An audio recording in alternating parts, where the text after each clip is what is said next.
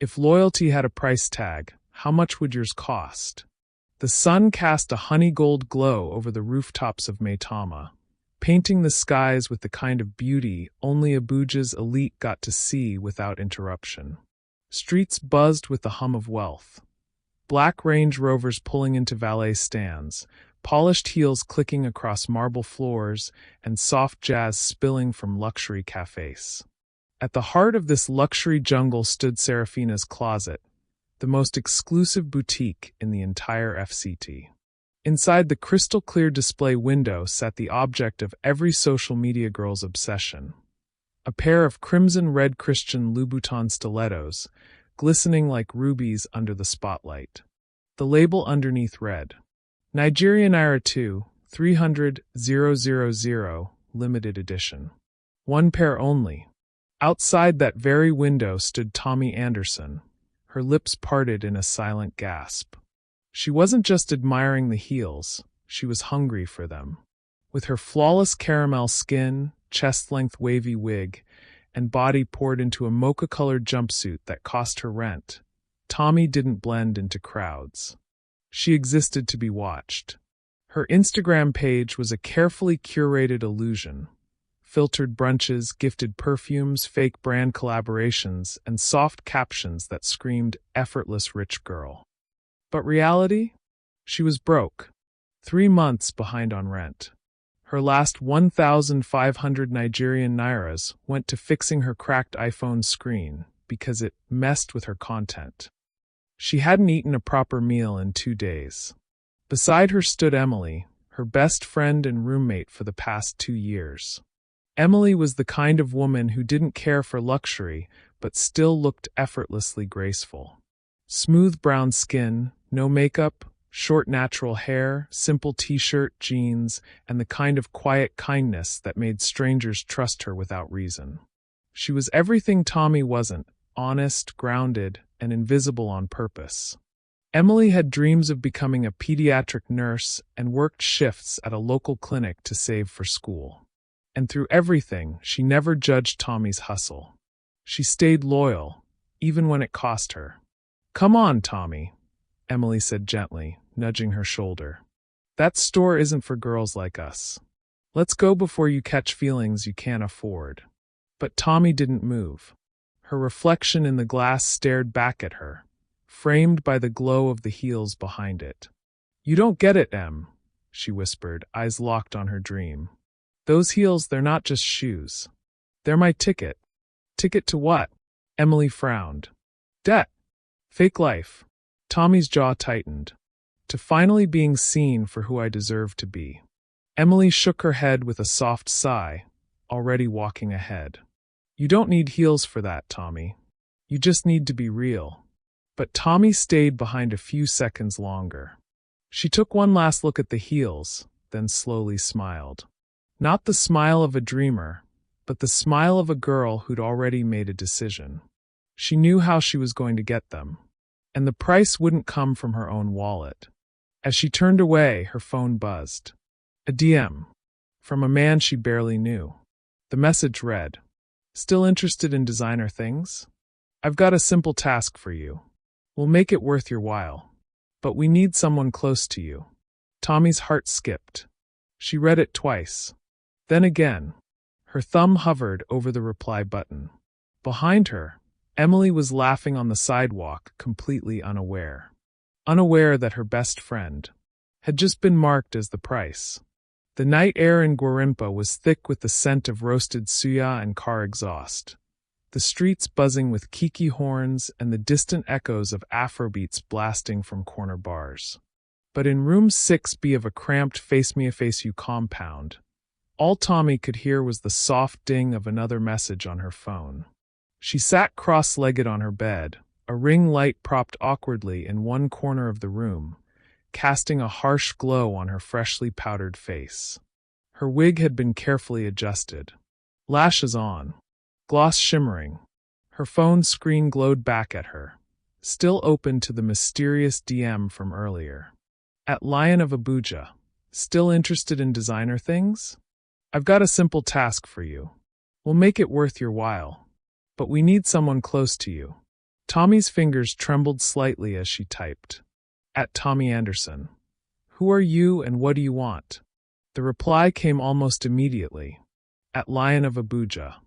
Let's just say I sponsor girls who are willing to do what others won't. No strings. No shame. Just one request, your roommate. Emily. We need access. You help us, we reward you. Tommy's eyes widened. Emily? She turned her head slightly. The curtains separating their shared room swayed gently in the fan breeze. Emily was curled up on her own mattress, fast asleep in her clinic uniform, an open book resting on her chest, healing with compassion. Guilt tried to whisper in Tommy's ear, but ambition screamed louder. She typed again. At Tomi Anderson. Why her? At Lion of Abuja. Wrong question. The real question is, what would you do for 3 Nigerian Nairas million? And those Louboutins delivered tomorrow morning? Photo attached, the very heels from Seraphina's closet. Tommy's breath caught. She stared at the photo, zooming in on the red soles that had haunted her dreams. It felt unreal. The money, the luxury, the doors it could open, the clout, the envy it would cause. She imagined herself walking into Sky Lounge in Woos, heels clicking on marble, heads turning, phones snapping. But Emily? Sweet, honest Emily? Would she even understand what this world demanded? Tomi closed her eyes. And then typed. At Tomi Anderson. What do I have to do? The reply was instant. At Lion of Abuja, tomorrow. 6 p.m. Send her to the old school compound in Life Camp. Tell her a sick child is waiting. Leave the rest to us. You'll get your reward by 8 p.m. No questions. No second thoughts. Tomi dropped the phone, her heart pounding like a drumline in her chest. She suddenly heard a sleepy voice behind the curtain. Tomi? You okay? Emily yawned softly. Tomi forced her breath to slow. Yeah, just some DMs. Go back to sleep. Emily mumbled something about night shifts and turned over. But Tomi didn't sleep. She sat in silence, watching the glow of her phone's screen, and wondering if what she was about to do was worth what she was about to become. Then her phone lit up again. One more message. At Lion of Abuja. If you back out now, we'll make sure it's you they collect instead. Choose wisely, Cinderella. Tommy's blood ran cold. The next morning in Gwarinpa was unusually still, the kind of eerie quiet that warned of trouble, though no one could quite place why. Sunlight spilled through the dusty window of room 6B as Tomi stared blankly at her reflection in the cracked mirror above the sink. She had barely slept. Her foundation was cracking at the edges. Her eyes, red from fear, stared back at her as if pleading for an exit. Emily hummed in the background, tying up her shoelaces with the kind of peace only innocence could afford. Can you believe I found someone asking about volunteering nurses near Life Camp? She said cheerfully. Some woman texted from one of the youth clinics. Said a child with seizures is being kept at home. They need someone urgently before the family panics. Tomi almost dropped her toothbrush. Emily continued, oblivious. I don't remember signing up, but I guess one of those online forms came through. I'm going this evening. Tomi swallowed hard, her voice hoarse. Wait, what time? 6 p.m. sharp. You want to come? Emily smiled at her. Might be good for you. Feel useful for once. The words stung more than Emily intended. Tomi turned away to rinse her mouth, but not before muttering. Nah. I've got something else. Emily shrugged. All right, but if I don't come back by 9, call someone. Abuja traffic is mad these days. Tomi froze at those words. If I don't come back, she almost said it, almost warned her, almost confessed. But the mental image of those heels, wrapped in their velvet box, heels clicking across the airport lounge when she'd finally leave this whole dirty life behind, was louder. Instead, she nodded. Sure. I'll check on you. 6:03 p.m. The sun dipped behind Life Camp's concrete walls, and the dusty path to the old school compound lay quiet and forgotten. It used to be a primary school, until government contractors abandoned it mid-construction. Now it was little more than a rotting shell, rusty swings creaking in the wind, graffiti scrawled across broken classroom walls, and silence so thick it felt alive. Emily stood alone at the gate, clutching her small tote bag of supplies and trying to steady her nerves. She glanced at her phone. No reply from the number. No one came to meet her. Still, her heart held on to hope. "Maybe they're inside already," she whispered. She stepped forward. The gate creaked open, then slammed shut behind her. Back in Guarimpa, Tomi sat by the window, heels of her foot tapping the floor, phone gripped tightly in her hand. It was 6:15 p.m. Still no update. Then suddenly, ding. A message. "At Lion of Abuja, she's inside. Well done. You're about to be very rich, Cinderella. Oh, and by the way, you might want to turn on the news soon." Tomi frowned, confused. She turned on the small second-hand TV that sat on their plastic shelf. After fiddling with the antenna, the local news channel came into focus. A special news alert flashed on screen. Breaking: Federal police sting operation underway in Life Camp. Authorities claim they're closing in on a human trafficking cell using unsuspecting women as bait. Names not yet released, but sources say a young nurse was lured to the location minutes ago. Tomi's heart stopped. She gasped and grabbed her phone. But her screen was black. Battery dead. She bolted for her charger, fingers trembling as she plugged it in. It wouldn't come on fast enough. Her mind raced, breath shallow. What if they weren't the traffickers? What if they were the police? What if Emily was never the target, but the bait? And then it hit her like ice water. She had just walked into a trap, but not the kind she thought she was setting. The static on the small second-hand TV buzzed like a swarm of angry bees. The screen briefly blinked black, then returned to the live broadcast from Life Camp, now glowing under harsh floodlights. Yellow police tape crisscrossed the entrance to the abandoned school compound. Armed officers stood in formation. Cameramen hustled for better angles. Journalists shouted over each other for breaking sound bites. Tomi stood frozen in the center of the room, phone in one hand, charger cord trailing like a noose. She had planned betrayal, but now she was the one being hunted. Her phone finally powered back on with a low buzz. Dozens of missed messages popped up, voice notes, Instagram pings, a call from an unknown number. Then the screen flashed one name that made her knees buckle. Emily missed call. 6:21 p.m. She blinked. Emily had tried to call her. From inside the compound. And now silence. Meanwhile, inside Life Camp, Emily stood calmly, hands raised, as police officers in bulletproof vests moved around her. Her expression wasn't fearful, it was focused. She turned to a stern-looking inspector and handed over a black wallet-sized badge from inside her tote. "Emily, Federal Special Crimes Division. Deep cover."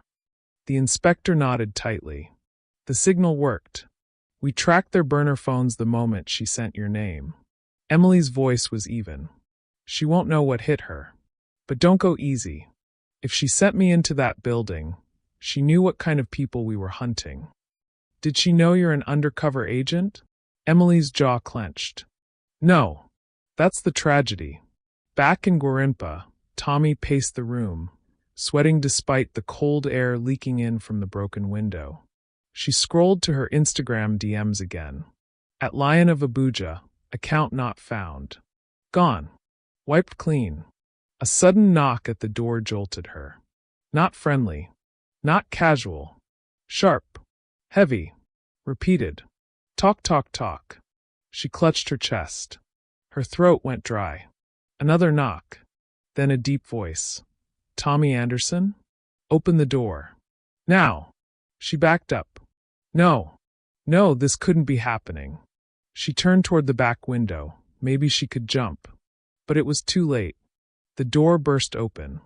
3 officers stepped in, guns drawn. Don't move. You're under arrest for aiding and abetting human trafficking, obstruction of justice, and conspiracy to commit a federal crime. Tomi screamed.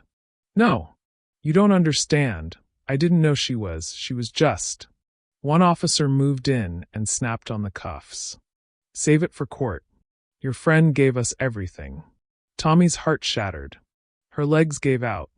As they dragged her out of the room, the same TV played behind her, now showing Emily in full police uniform, standing beside the Deputy Inspector General. The headline read, Breaking. Female officer goes undercover as nurse, cracks major trafficking ring. Suspects in custody. And in the center of the frame, Emily poised calm and now very much in control. Tomi's scream echoed down the narrow corridor. But no one was listening anymore. 3 days later, Abuja High Court overflowed with noise, heat, and judgment. Every row in the courtroom was packed. Journalists lined the back wall, their lenses locked in on one figure alone. Tomi Anderson, seated at the defense bench in wrinkled prison overalls, handcuffs glinting under the fluorescent lights. Her once smooth wig was gone. Her face, once perfectly contoured for reels and likes, was bare and pale. No filters. No edits. Just a 24-year-old woman whose life had been dragged from spotlight to shame in less than 72 hours. The hashtag Tomi the Traitor had trended nonstop for 2 days. Her Instagram was locked. Her phone had been seized. Her life as she knew it gone. Across the courtroom, Emily sat in uniform beside her commanding officer. Unlike before, she wasn't anonymous. She was the face of a national operation that saved dozens of girls.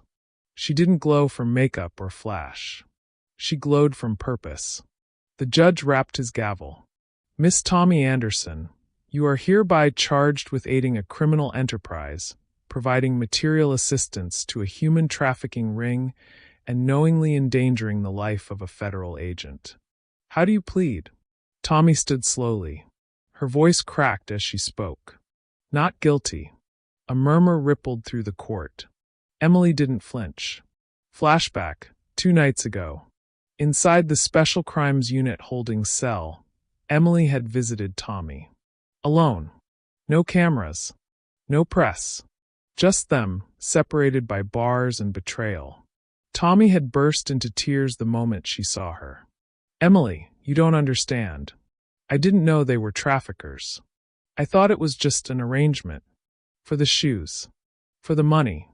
I swear I didn't want anything to happen to you. Emily's stare had been cold. You didn't care what would happen. That's worse. Tomi gripped the bars, mascara bleeding down her cheeks. You set me up. No, Tomi, Emily said, voice low. You set yourself up the moment you sold me for a pair of shoes. Back in the courtroom, Tomi's new lawyer, a government-appointed defense, stood to argue that Tomi was a victim of manipulation, not a mastermind. He painted her as a naive young woman, desperate for validation in a world obsessed with status and wealth.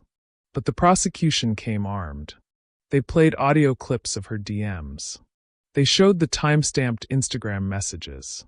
They even brought in a live witness, a girl rescued from the trafficking ring who testified that Tomi had been mentioned by name in the group's internal chats.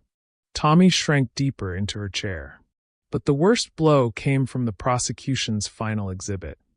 A screen recording of Tomi's Instagram live from just 2 days before the incident, laughing and twirling in front of Serafina's closet.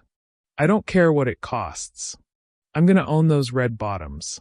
Watch me. The courtroom went silent. As the day's hearing ended, Emily stood quietly at the back in trance, shielded by officers and photographers snapping shots of her like a national heroine. But she wasn't smiling, because beneath the justice and headlines, she still mourned the loss of a friendship that was once real, once pure. Before fame, before filters, before betrayal. Tomi was led past her, head down, wrists bound. They didn't speak. But as their eyes met, just for a moment, it was clear. One had lost everything for wanting too much. The other had given everything to stop it. Rain fell in thin sheets over Abuja Correctional Center, washing the red dust from the concrete walkways as prison guards moved in rhythm beneath the storm-gray sky. Inside Block B, behind thick metal bars and flickering lights, Tomi Anderson sat curled up on her bunk, her prison uniform hanging loosely on her now thinner frame. Her eyes were swollen from sleepless nights, her fingers twitching nervously as she flipped through the edges of a damp Bible she didn't remember requesting. The trial had paused for deliberation, but Tomi already knew. The public had chosen their villain.